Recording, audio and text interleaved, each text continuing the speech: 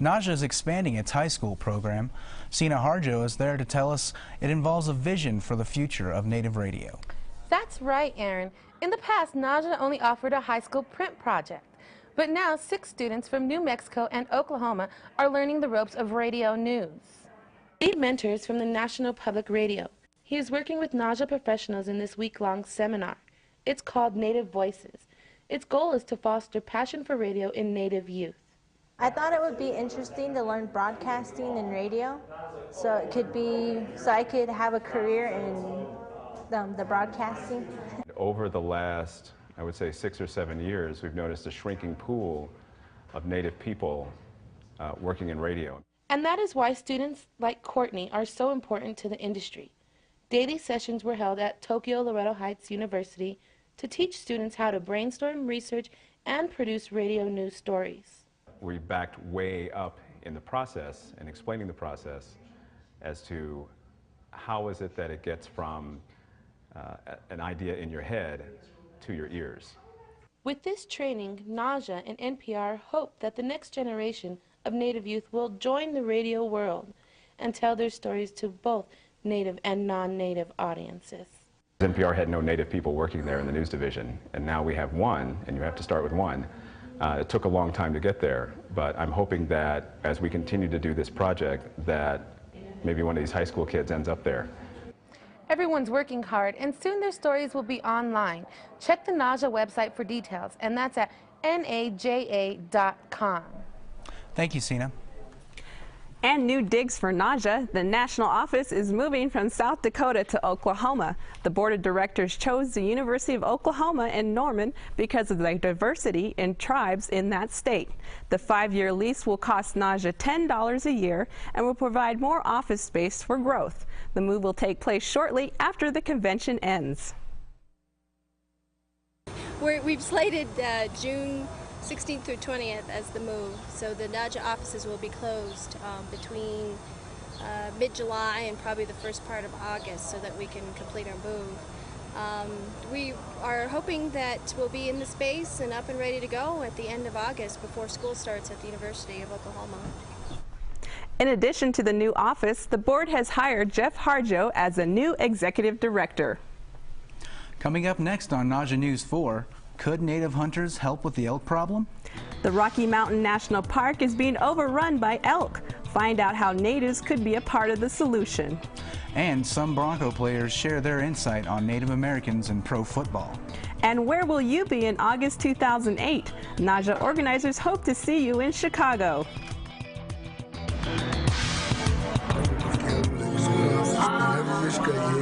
Today, many of the battles that we fight are in the courtroom for our sacred right of sovereignty, so Red Nation rise. Native American Rights Fund, I can make a change in the names of my ancestors so they didn't die in vain, but together, calling the tribes to action. One nation, can you imagine? Grandma once said our people will thrive. 500 years and we still survive. NARF, the Indian Wars never ended, they only changed venue to be continued. Support the Native American Rights Fund.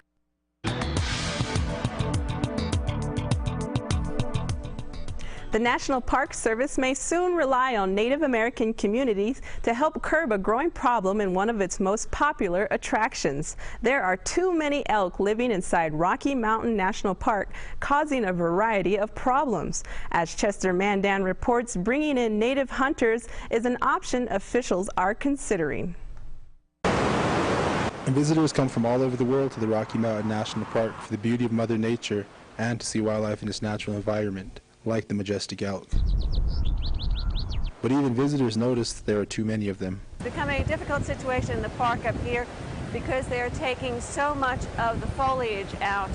And so I think something has to be done about it, but I'm not exactly sure what exactly. Due to a lack of natural predators like wolves and bears, park officials estimate that there are more than 3,000 elk in the park, 3 times more than the park is designed to support. You have these unhealthy, unnatural concentrations of wildlife. Normally that's when diseases can spread. The overpopulation of elk in the area has affected other species also. Beaver, for example, have declined 90% in recent years. Park officials also say that the elk are causing traffic hazards in the area. To help thin the herd, several solutions are being proposed, including reintroducing wolves, using birth control, and bringing in sharpshooters. That could also include Native American members that are, again, qualified as sharpshooters. So we're still working out all of those details in the final plan. Some environmentalists have come out in opposition of shooting elk. A final plan is due this summer. For NAJA News4, I'm Chester Mandan reporting. The Rocky Mountains are not alone. Nationwide, there are several other areas in or near reservations experiencing similar problems with elk, including North Dakota's Theodore Roosevelt National Park. Still ahead, start planning for the world's largest journalism convention. Chicago will host this gathering of Native, Asian, Hispanic, and Black journalists. Find out how you can attend. And we're going to show you the forecast when you come back.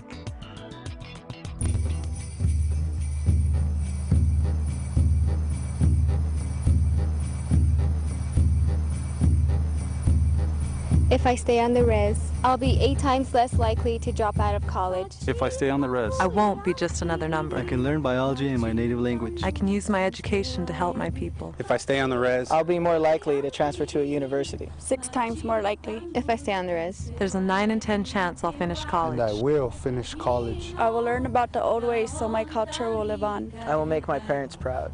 I'll make my people proud. Our history will not be forgotten. If I stay on the res, I can get a quality education. At a tribal college. At a tribal college. If I stay on the res. If I stay on the res. If I stay on the res. Learn more about the 33 tribal colleges and how they're helping Native American people and their reservations. The American Indian College Fund, educating the mind and spirit. I'm going to stay on the res.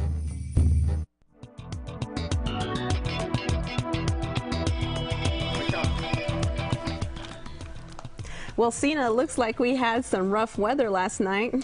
Yeah, it was pretty windy out there. Was there any damage reported? Well, yeah, actually there with the wind, there was a bunch of wind blowing and there are trees falling down and everything. But you know, it looks like it's going to clear up for the weekend, and so we're actually get right away into the weather. Well, let's take a look at the weather outside, see what's going on. Out here at the Rocky Mountains, it looks like it's a pretty clear day. Not very much cloud cover going on, but it's going to work its way in through this week. I'll update that a little bit later on in the forecast. For some temperature degrees out here right now, looks like we got 81 in Grand Junction. 71 down here in Durango. At Fort Lewis College, we want to say hi to all y'all natives out there. Southern Mountain Ute Mountain Ute, thanks for having us. All right, if we work our way eastern, Denver is looking at 72 degrees. It's pretty warm. 71 in Burlington, and our highs today are looking warm all over the state. We got 92 out in Grand Junction. Leave your Pendletons at home, that's for sure. As we work this way, we got 84 in Denver, 83 in Lyman, and 84 in Burlington. Good weather all over the state.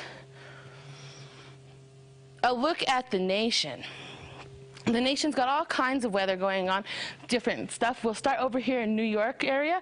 We've got some cloud cover, a little bit of sprinkle starting. That's going to be scattered throughout the whole area as well down here in the Florida states and the Gulf Coast. We want to make sure that if you notice where the yellow is coming out in this green, that's going to be a little bit heavier rain. You may want to make sure to carry an umbrella with you if you're going to be in that area. In the Midwest, we've got pretty clear skies, but we do have this storm system that's working its way this way. So that's what we're going to want to keep an eye on for later on in the week. Radar closer to home shows that storm system starting to come up right now. Where you see the green at, that's going to be a little bit of rain. It's going to go through Fort Collins and Leadville, maybe even parts of Denver. So if you came to the NAJA conference, make sure you brought your umbrella. Carry it around with you just in case. I don't want you to get too wet out there. It's going to move through the state, like I said, heading out east.